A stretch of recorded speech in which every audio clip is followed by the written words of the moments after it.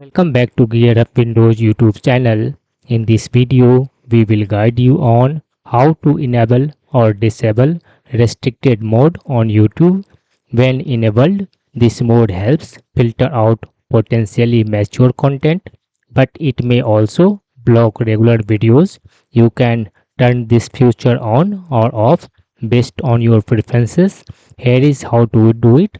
First, open your preferred web browser, then navigate to this one youtube.com website. After that, sign in to your account in case required.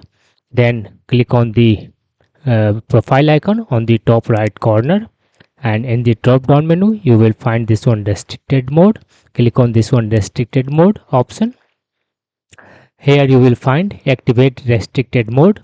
In case this one toggle switch is on, just click on it to turn it off, and in case you want to turn it on, just click on again profile icon, and then you will find this one restricted mode, and here you will see that activate restricted mode toggle switch is turned off. Just click on it to turn it on, and it will be activated on your YouTube account. That's all about this video. If you are new to our channel Gear Up Windows, kindly subscribe it, and if you love this video, press thumbs up.